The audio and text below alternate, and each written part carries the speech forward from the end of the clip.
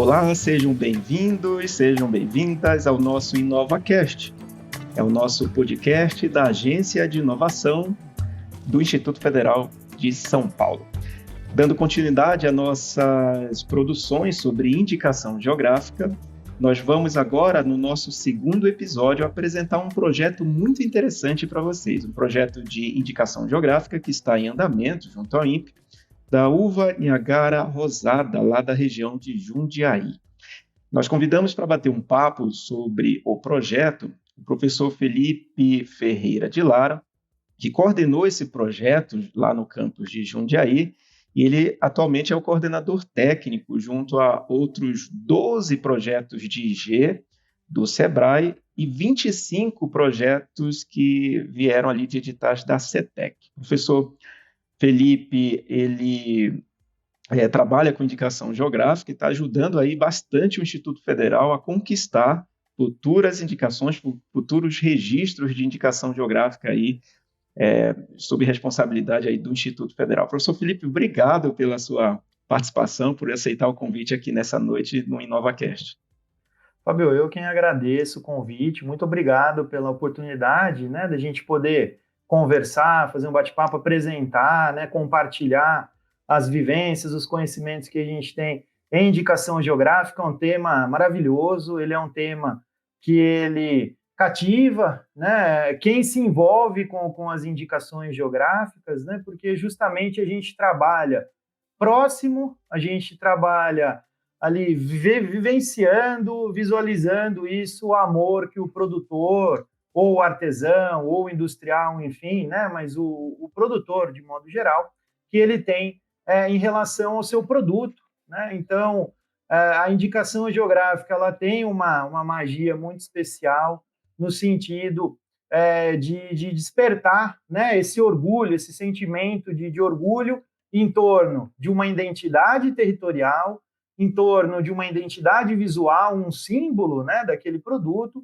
e especialmente em torno daquele produto, né? Então, aquele produtor que está toda manhã, acorda de madrugada e está lá acompanhando, né, a colheita, está acompanhando os cuidados com a sua produção, né? E isso é um mundo muito fascinante da gente observar o quão esse dia a dia ele se transforma, né, num orgulho e numa defesa tão intensa do seu produto, da sua história, dos seus costumes, né? E a indicação geográfica justamente acaba materializando, né, esse sentimento de orgulho, esse sentimento de pertencimento desses produtores em torno dessa identificação, né? Entendi, professor.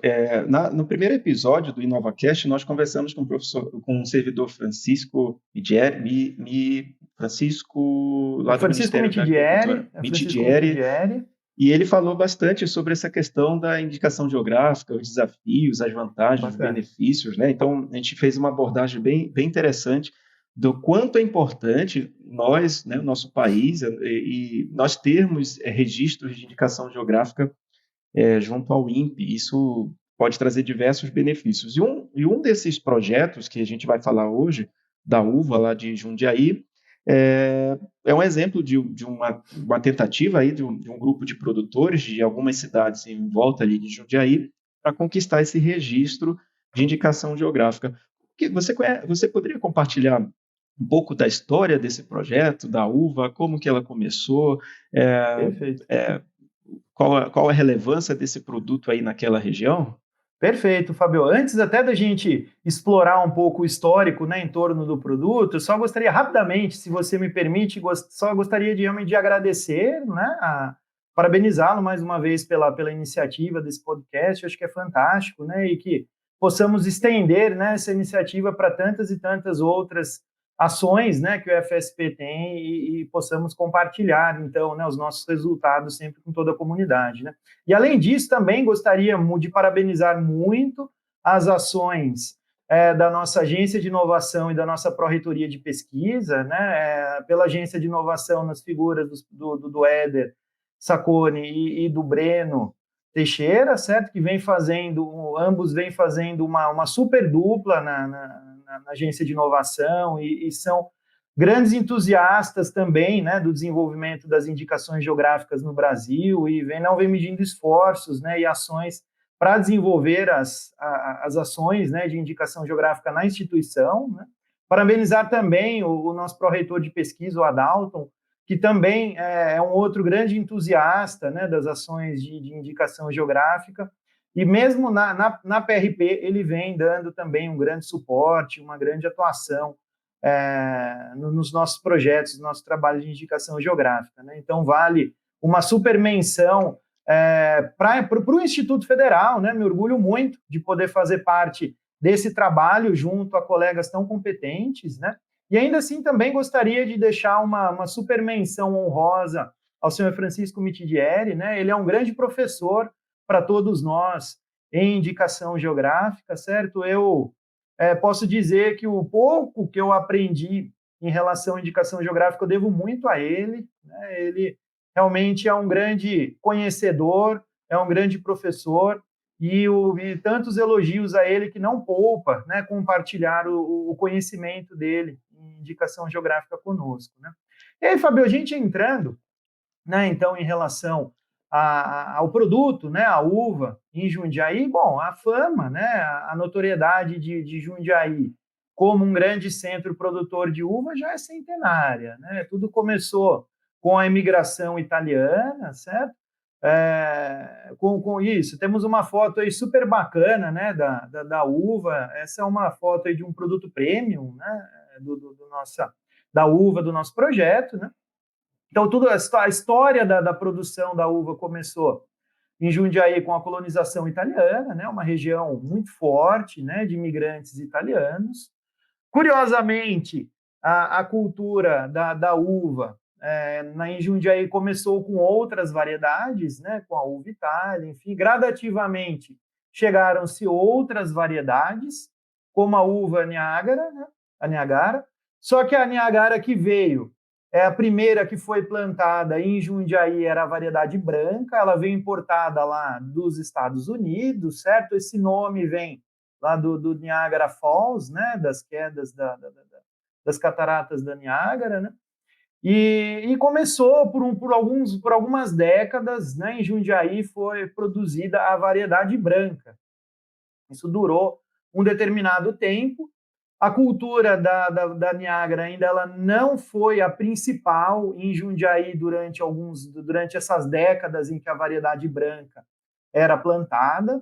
E esse cenário começou a mudar em 1933, quando um determinado pé, né, de uva sofreu uma mutação espontânea e brotou simplesmente uma Niagara rosada, como a gente está vendo na foto, né? Então, isso é muito legal da gente reforçar nas falas, nas conversas, né? Porque Jundiaí é o solo, né?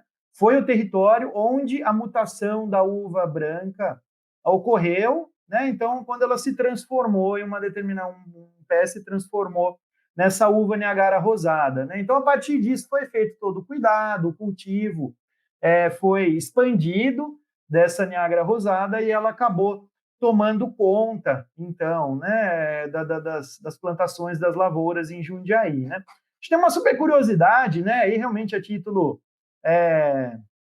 de informação para a gente compartilhar, essa mutação, ela ocorreu na fazenda do senhor Antônio Carbonari, né? Coincidentemente, ele é o avô, hoje, do proprietário das faculdades da Anhanguera, né? Então, a gente tem a faculdade de Anhanguera começou, né, em Jundiaí, enfim, e já tem uma longa data, então, de pessoas notórias, né, ligadas aí o avô ao cultivo de uva, onde sofreu, então, essa mutação, e seu neto, por curiosidade, ele acabou fundando aí a faculdade de Anhanguera, e hoje também é uma potência na área de ensino, né?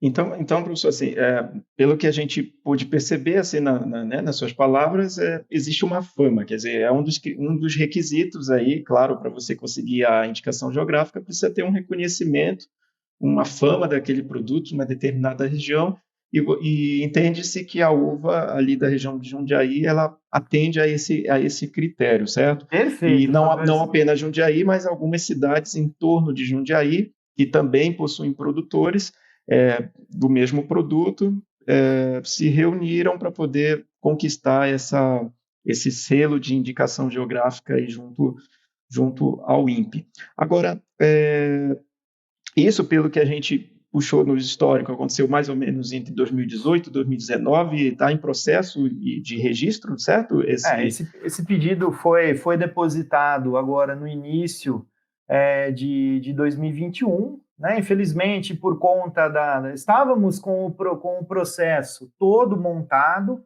mas uma das exigências do NPI é que o nosso caderno de especificações, e uma exigência pertinente, extremamente pertinente, é que ele seja aprovado em assembleia por todos os produtores, né? Associados e não associados, inclusive, que participem e acompanhem o fechamento, o desdobramento, né, o andamento, então, desse caderno de especificações. Né? Então, tínhamos uma agenda já dessa assembleia marcada para abril de 2020, né, mas quando estourou a pandemia, então, em março de 2020. Então, tivemos que esperar ao longo de todo um ano para as coisas se acalmarem, melhorarem, né? Quando, então, em dezembro de 2020, né? Então, o processo ficou parado de abril a dezembro de 2020, aguardando uma assembleia presencial, né? Quando, então, ocorreu, para, na sequência, no começo do ano de 2021, 2022, agora que a gente pudesse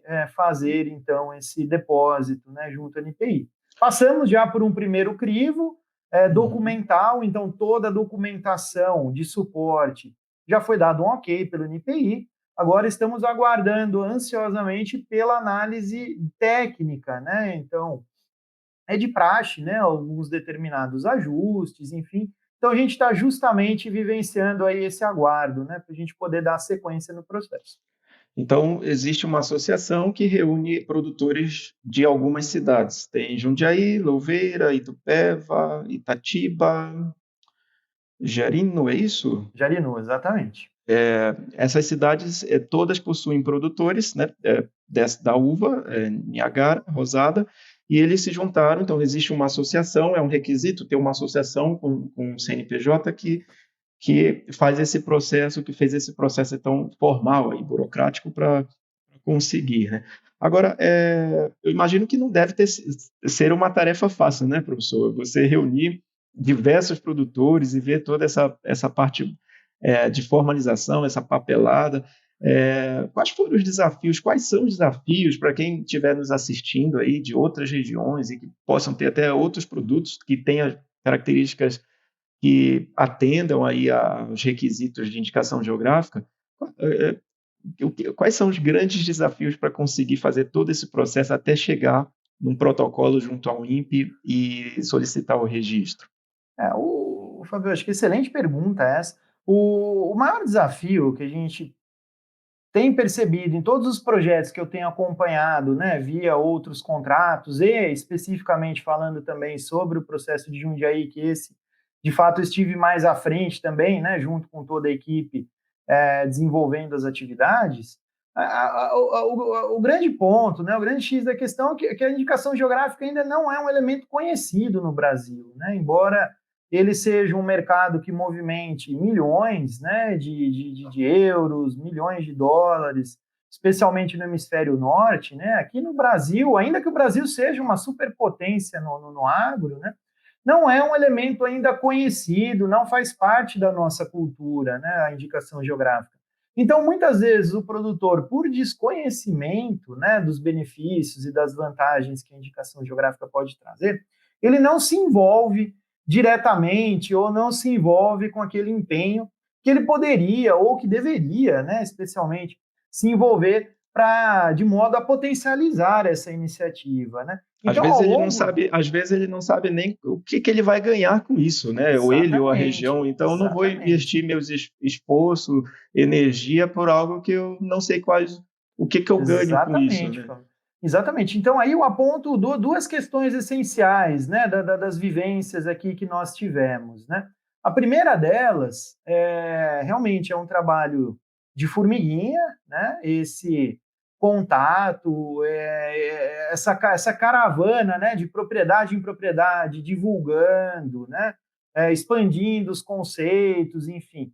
Mas também, ao longo do tempo, né, como todo ser humano, a gente aprende alguns atalhos, algumas malandragens também no processo por conta disso, né? Uma ação que a gente fez aqui em Jundiaí, que deu muito certo, né, em relação a captar, né, produtores, a fazê-los ouvir sobre indicação geográfica, foi no sentido de, olha, num primeiro momento, né, os convites da associação, as falas das instituições, de fato, não deram efeito, né, de trazer esses produtores para o debate, né? Mas nós tivemos uma determinada percepção de colocar os debates de indicação geográfica junto com outras pautas, né? Então, uma bem concreta, que deu muito certo para a gente, eu sempre divirto aí quando eu conto essa, é que a gente colocou uma determinada pauta junto aos produtores, enfim, né, que a prefeitura ia construir uma determinada ponte que ia favorecer uma região grande até, né, de produtores, onde tinha vários pequenos produtores de uva, e essa ponte ia favorecer bastante o acesso. Eles tinham um acesso que eles precisavam dar uma volta pela rodovia para chegar no outro ponto, né? E agora pela ponte ia ter uma ligação direta deles com o centro da cidade de uma forma muito mais fácil, muito mais rápida, né? Então, como a gente sabia que era uma pauta que ia dar muito ibope, ia ter muita gente lá participando porque era de amplo interesse, então a gente colocou essa pauta, a pauta chamariz, né, a pauta âncora, né, como nos shoppings, a gente colocou a pauta âncora, e a gente colocou também a pauta da indicação geográfica junto, né? Então foi uma boa oportunidade, uma boa dica para que a gente consiga sempre inserir, né, as indicações geográficas junto com outros temas já mais consolidados, né? Esse é o primeiro ponto. Um segundo ponto, Fábio, que eu acho que vale a pena a gente compartilhar também. É uma tarefa bastante árdua, como você bem pontuou, né? Essa busca da adesão dos produtores é uma tarefa bastante árdua, né? Um segundo ponto que eu menciono nesse sentido é a gente trabalhar com alguns produtores multiplicadores mesmo, de fato, né? Uma coisa é o IFSP, o SEBRAE, a Embrapa, o MAPA, né, o Centro de Frutas, todos parceiros super relevantes nesse projeto, né? Uma coisa são eles se posicionarem e comentarem, olha, é importante, a indicação geográfica traz uma série de benefícios, vale super a pena, pessoal, isso bomba lá na Europa, vamos fazer aqui também, a gente vai poder exportar, enfim. Por mais que todas as instituições apontem todos os benefícios, nada se equipara ao seu vizinho, também produtor, falando, olha, eu estou dentro dessa, a gente vê isso como algo benéfico, de fato, né? Então, principalmente esses produtores que, num primeiro momento, já conseguem perceber, captar, né, as vantagens da indicação geográfica já mais rapidamente que seus colegas, que seus vizinhos, né, ele tem um poder de persuasão, um poder de disseminação bastante grande, né? E principalmente quando a gente identifica ainda um produtor, né, de fato, que ele é muito carismático e ele tem um poder de persuasão, de articulação junto aos demais produtores, né? Ele é de fato uma pessoa-chave nesse processo para poder atrair, né, mais os outros produtores.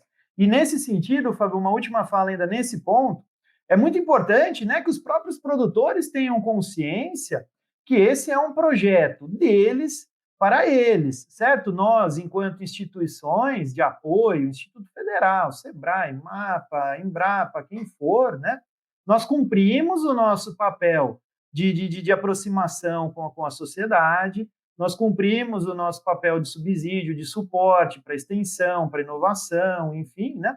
Mas, a partir de um determinado momento, né, esse projeto é dos produtores, né? Então, é muito importante que isso fique muito claro sempre para todos os territórios, todas as regiões que forem trabalhar com indicação.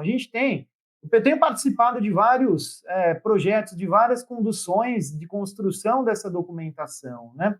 E aí eu fico, de certo modo, com um sentimento de que os produtores entendem, bom, essas instituições estão dando um suporte para a gente na construção desses documentos, então isso é com eles, certo? E eu vou respondendo de forma reativa as demandas que as instituições vão colocando para a gente poder ter a aprovação da indicação geográfica. E, na verdade, isso não pode acontecer desse modo, né? É necessário que de certo modo, é um bordão, mas ele é necessário ser usado aqui, né? Os produtores são os protagonistas desse processo, né? Isso não é uma fala institucional, né? É uma realidade, é uma preocupação que a gente tem constantemente. Então, que a associação assuma esse protagonismo de fato, né? É lógico, as instituições estão aqui como FSP para contribuir com a construção desses documentos, mas é importante que a associação lá de Jundiaí, eles têm se estruturado para isso, todas as outras associações, já temos casos de sucesso, né, como no Vale dos Vinhedos, na Canastra, né, temos já indicações geográficas que são muito bem gerenciadas, muito bem conduzidas, né, mas é importante que os produtores entendam, né, o papel das instituições que são de apoio, né, e entendam o seu próprio papel, que é de liderança, que é de protagonismo. Perfeito, muito bom. Então, assim, você percebe que esses desafios, até essas estratégias que você levantou, você está, né, como coordenador técnico de vários projetos aí de indicação geográfica, tanto lá no Sebrae, alguns editados pela CETEC também. Perfeito. Você percebe que isso é meio que igual assim nas outras regiões também, as dificuldades são as mesmas, porque a impressão que eu tenho é essa mesmo, né? Quer dizer, os produtores, às vezes, já estão ocupados com o seu dia a dia, com o operacional mesmo, quer dizer, eu só quero saber de produzir, vender e entrar dinheiro e tal. Não sobra muito tempo e se quer conhecer outras possibilidades. E aí o papel, pelo menos eu enxerguei no seu discurso, o papel das instituições de ciência e tecnologia, né, e o próprio apoio das outras instituições do Estado, do governo, né, de promover esse apoio técnico para que mais indicações geográficas possam surgir. Quem sabe com isso a gente possa mudar o cenário, né? Você percebe que o Brasil, comparado com outras regiões do mundo, está ali, é um bebê ainda em termos de indicação geográfica, né? Muita coisa falta. E aí é um contraste meio curioso, porque nós somos uma potência do agronegócio, mas em termos de indicação geográfica, levamos uma surra se comparar com outros países, né, que já têm essa consciência. E o mundo está ávido, né, por conhecer, por saber, né, das indicações geográficas brasileiras, né? Então, o mundo reconhece o Brasil, de fato, como um produtor, como um ator relevante, né, no agronegócio. E ele está, e o mundo nos questiona, né, porque o Brasil não é mais ativo nas indicações geográficas. Eu acho que você muito bem colocou, a expectativa, né, de diversos órgãos parceiros, né, se falado muito de uma expansão dos projetos de indicação geográfica nos próximos 20 anos, né, há uma meta informal, né, não há nenhum programa formalmente estabelecido, mas há uma meta informal de vários agentes de se trabalhar com 400 indicações geográficas nos próximos 20 anos, né. Então, já ainda assim é um número abaixo do que a gente observa na Europa, por exemplo, né, mas já coloca o Brasil de uma forma já mais respeitada no cenário internacional das indicações geográficas, né?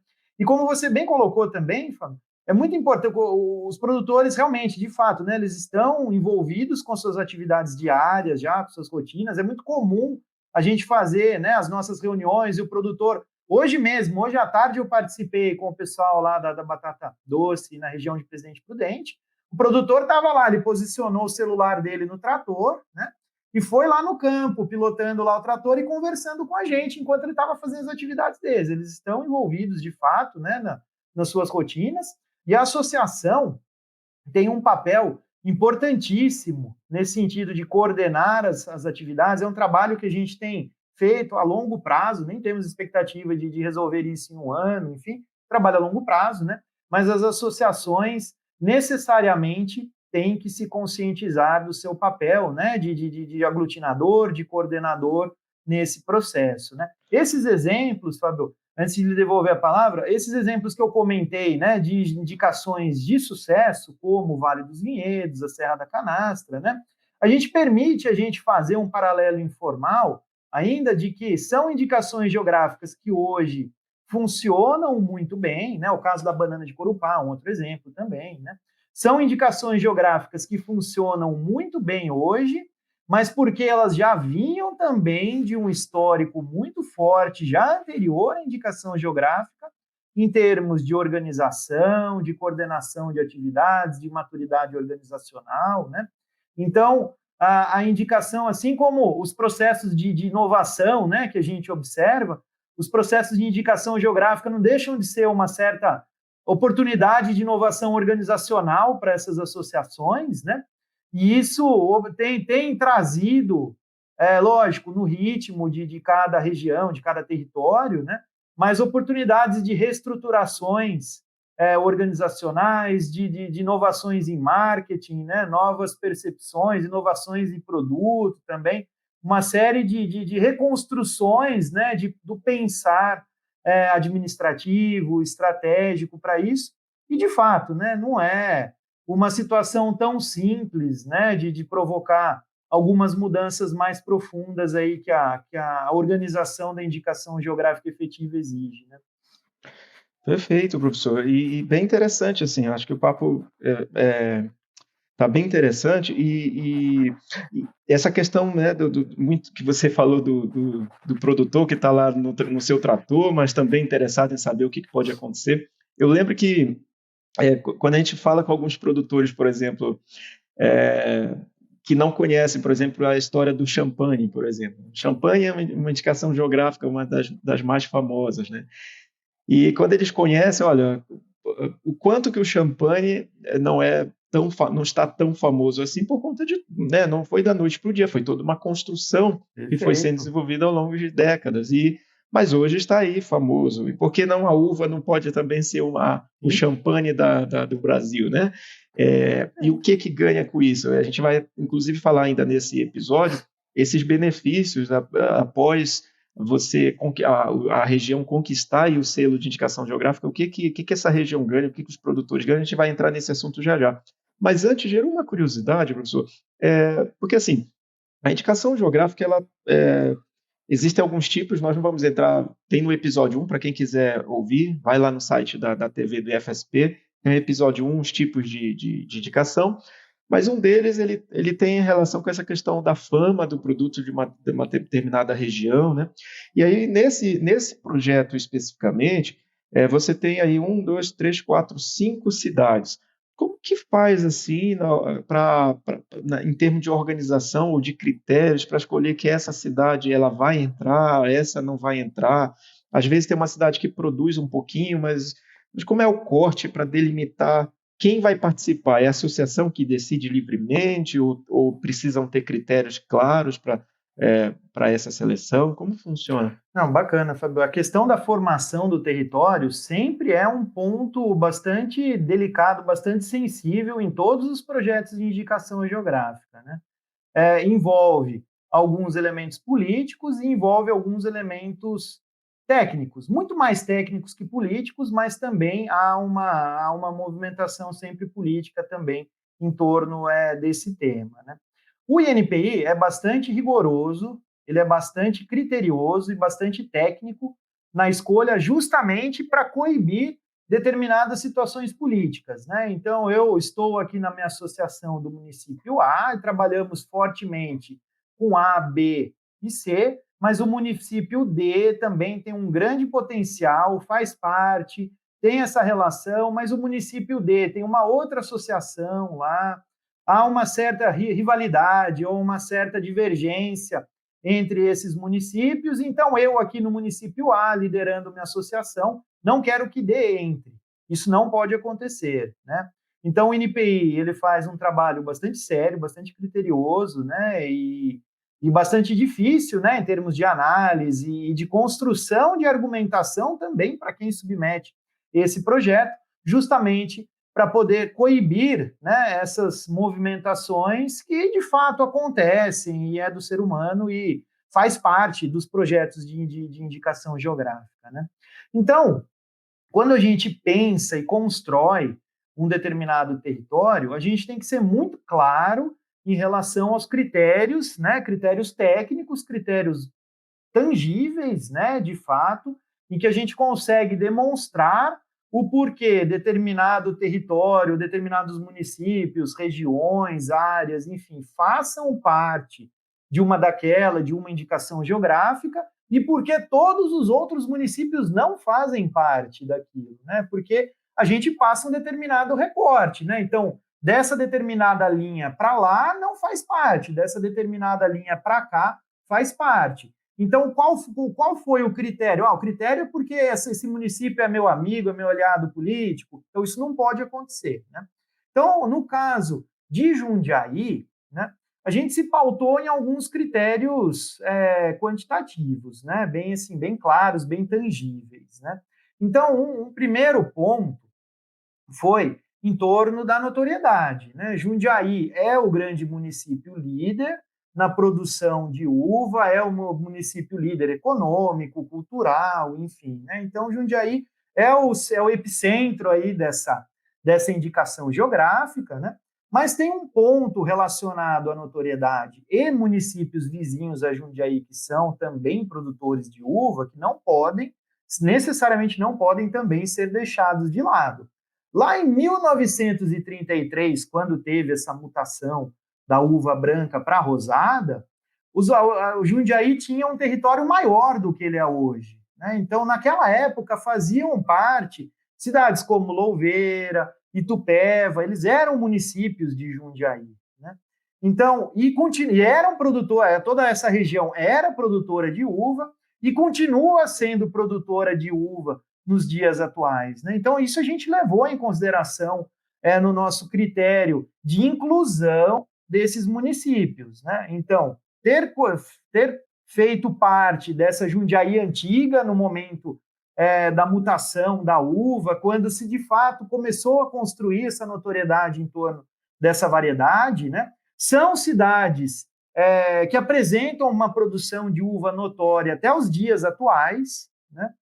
E fazem divisa municipal com Jundiaí e, de fato, vivem cultural, socialmente, né, o município de Jundiaí, né? Outras cidades que fazem divisa, vivem Jundiaí, mas já não são mais produtoras do município de uva, ficaram de fora. Então, a gente não simplesmente pegou o que a gente tem lá em Jundiaí, que é o aglomerado urbano de Jundiaí, né? Então, a gente não usou esse critério, a gente usou critérios de notoriedade e de produção de uva. Então, alguns municípios ficaram de fora. Vinhedo mesmo, por exemplo, historicamente era um grande produtor de uva, mas hoje já não tem mais uma ligação cultural, social com Jundiaí tão intensa, não produz mais uva, se tornou uma cidade totalmente industrial. Ela já tem uma proximidade cultural e econômica muito mais forte já com Campinas até do que com Jundiaí, enfim. Então, já não faz sentido Vinhedo, por exemplo, compor esse território, né? Então, Sim. Foi um debate muito extenso entre o grupo, porque é uma responsabilidade também muito grande, né? Você incluir ou excluir determinados municípios traz uma responsabilidade muito grande, né? Então, tanto em Jundiaí, isso eu vivenciei, e tenho vivenciado nos outros projetos, né, a amplitude, a complexidade de se debater a formação do território, né, nas suas mais variadas formas, nos seus mais variados critérios, né, mas é um elemento que tem se mostrado, né, nos debates, nas conduções do projeto, bastante sensível, né, junto com um dos pontos anteriores que a gente conversou, né, que é na sensibilização e adesão dos produtores. Eu ainda apontaria, junto com outros elementos, ainda mais no momento do nosso bate-papo aqui, a formação do território é um outro grande desafio também para as equipes que conduzem, né, os projetos de indicação geográfica. E você vê, né, Felipe, que é só um dos aspectos, uma das coisas das diversas, um dos pontos entre os diversos que precisam ser. Por isso que, às vezes, somente os produtores não conseguem, né? A importância do apoio técnico de instituições como o Instituto Federal para dar todo esse apoio No finalzinho desse episódio, se você estiver assistindo, a gente vai deixar os contatos. Se você, algum produtor estiver nos ouvindo, assistindo, pode entrar em contato com a agência de inovação. Quem sabe você possa ouvir mais orientações aí e quem sabe ter um futuro projeto de indicação geográfica. Por quê? Aí a gente entra num ponto bem importante, né? O que eu ganho com isso? O que nós ganhamos com isso, com a indicação geográfica? É um selo? Tá, eu vou pegar esse selo, vou colocar na minha embalagem ou no meu... E, quer dizer, o que motiva o produtor a enfrentar todo esse processo que já demos para perceber, já foi possível perceber que é um processo longo, tanto o processo de construção, de consolidação de toda essa documentação, quanto o próprio processo de avaliação no INPE. Isso é um processo demorado. E o que esses produtores ganham quando eles recebem de fato? Agora existe um selo de indicação geográfica da uva lá da região de Jundiaí. Existem reflexos financeiros, existem reflexos sociais. Somente os produtores vão ser beneficiados, outros negócios, outras empresas e segmentos dessa região também podem ser beneficiados, sei lá, uma rede hoteleira, enfim, o próprio consumidor, ele que vai consumir, pode... O que é que a gente ganha, né, professor? Enquanto sociedade, enquanto produtor, enquanto cliente, enquanto país? Perfeito, Fábio. Eu consigo apontar 3 pontos essenciais, né? Há uma série de desdobramentos, né, em torno desses 3 grandes pontos essenciais, né? Mas eu destacaria o primeiro deles, né, que é uma profissionalização da atividade enquanto produtores, enquanto coletivo dentro desse território, né? Então, o próprio desenvolvimento do associativismo, que é a indicação geográfica, quase que obriga esses produtores a terem, né? É um importante elemento, há uma série de benefícios, então, associados ao desenvolvimento do associativismo e à profissionalização da associação, né? Você consegue pleitear de uma forma coletiva por melhorias, pleitear de uma forma coletiva por cursos de aprimoramento, por barganhas junto ao poder público.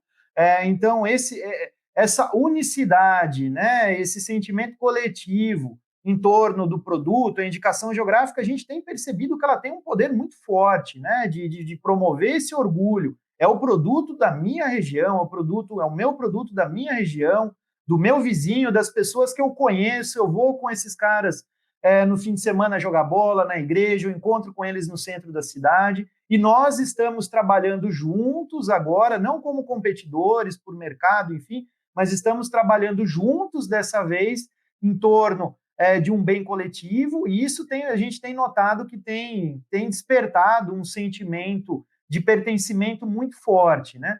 E agora o próximo passo, né, que as indicações geográficas permitem, com o profissionalismo da associação e esse desenvolvimento do associativismo, então a gente tem uma expectativa, observando os casos de sucesso, né, como é no Sul, como é em Minas, no queijo, na banana lá no Sul, no vinho, enfim.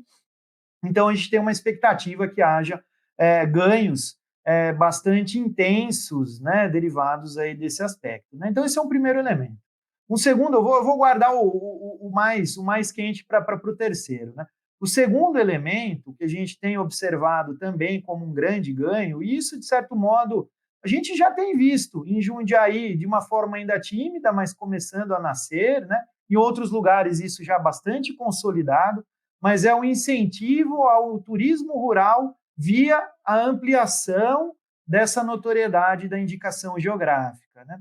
Então, temos casos, por exemplo, de Corumbá, de Corupá, que é um super sucesso, né? A banana de Corupá, em que a cidade teve modificações físicas até por conta da indicação geográfica, né? Então, temos fotos, enfim, compartilhadas pela Associação Líder de Corupá, né? Em que os luminosos da cidade foram colocados no formato de banana, enfim. Então, há uma série de eventos, de ações no município em torno do produto, né? E que isso tem incentivado, né, o turismo rural.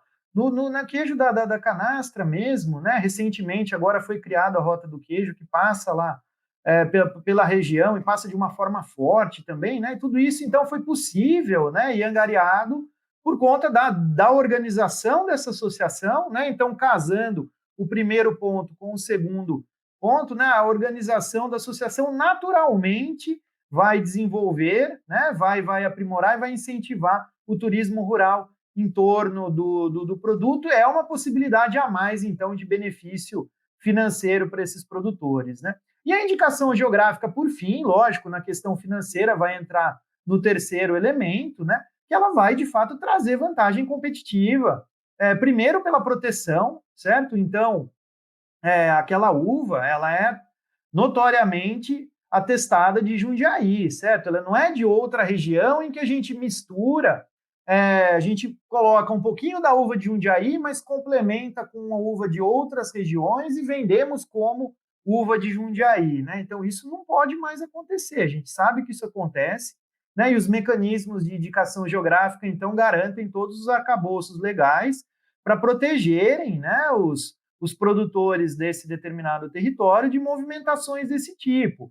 Então, traz, além, né, dessa proteção, uma vantagem competitiva em torno do nome, né, no qual é possível para esses produtores agregarem determinado valor em torno desse produto, cobrarem mais caro, né, evidentemente, né, por se trabalhar com determinado produto premium, notório, enfim, né, e além da própria possibilidade de estruturação, né, de uma movimentação de exportação também muito mais intensa, né? A Europa ela é ávida pelos produtos brasileiros, né? A Europa já conhece, já está preparada para receber produtos de indicação geográfica tranquilamente, né? Então, o Brasil tem um potencial muito grande aí de expansão de exportações com valor agregado de seus produtos por conta do reconhecimento das indicações geográficas, né? Muito bom, muito bom. Muitos benefícios, não percebe-se não só para os produtores, né? Respinga aí positivamente em vários outros atores aí, incluindo o próprio consumidor, enxergo, né? Que para manter o padrão de qualidade, evidentemente, eu imagino que deva existir critérios de produção, né, de exclusão de lotes que não sejam, sei lá, compatíveis com a qualidade prometida. Isso vai fazer com que chegue ali para o consumidor um produto realmente premium, ainda que ele pague mais caro por isso. Exatamente. E eu achei bem interessante essa questão por exemplo, do setor de turismo, certo? Eu lembro que eu visitei uma região no Nordeste que era conhecida também nessa área de produção de uva, né, vinhos, essas coisas. Petrolina, né? Petrolina, exatamente. Eu fui para lá, para Petrolina, e fui visitar os produtores, e era um espetáculo, assim, muito legal. A região, e muito bom, muito bom mesmo. Eu acho que a indicação geográfica tem esse poder também de marcar o território. Acho que já é melhor agora. Esse é meu, né? É nosso, né? Nosso. Ninguém pode copiar. E só essa justificativa já seria suficiente para que os produtores que tenham produtos que se enquadrem nas regras de indicação geográfica já buscassem se organizar em torno de uma associação e procurar aí a ajuda das instituições como o Instituto Federal, SEBRAE, o próprio Ministério da Agricultura, se for o caso, para descobrir os caminhos para se conquistar, então, esse selo, né? E o bacana, Fabio, que é um reconhecimento do que eles já fazem, na verdade, né? Lógico que a indicação geográfica vai, naturalmente, trazer, né, algum estímulo, né, aos aprimoramentos técnicos de campo, né? Então, naturalmente, isso vai estimular os produtores. Mas, em suma, ainda assim, em última questão, é um reconhecimento do que eles já fazem, né? Então, isso que é bacana, é muito mais uma questão de uma inovação organizacional, né, deles se estruturarem, coordenarem os processos, do que investimentos pesados em novas tecnologias, né, enfim. Então, assim, a gente enxerga muitos benefícios mesmo, proporcionalmente ao potencial de benefício, até relativamente a baixo custo. Muito bom, perfeito, professor Felipe. Nós conversamos hoje com o professor Felipe Ferreira de Lara, que é servidor do IFSP, e coordena atualmente 37 projetos de indicação geográfica, 12 vinculados aí ao SEBRAE, outros 25 editados pela CETEC, todos projetos com intenção de, no futuro, conquistar aí um selo de indicação geográfica. E o professor Felipe também coordenou o projeto lá de Jundiaí, da uva de Niagara Rosada, que já está em processo aí de registro junto à INPES, né? Estão nas fases finais aí para conseguir o selo de IG. Professor Felipe, foi um prazer conversar com você nesse episódio aí do InovaCast. Eu queria te agradecer muito por dedicar esse seu tempo neste projeto. Dizer também que aqui abaixo tem o site da agência, o e-mail da agência de inovação, quem quiser entrar em contato, tirar dúvidas ou até mesmo descobrir caminhos aí de como, quais as possibilidades, os caminhos para conquistar um selo de indicação geográfica, fique à vontade. E ao professor Felipe, se quiser deixar aí o seu contato também para quem quiser falar com você, fique à vontade. Obrigadão aí pela participação.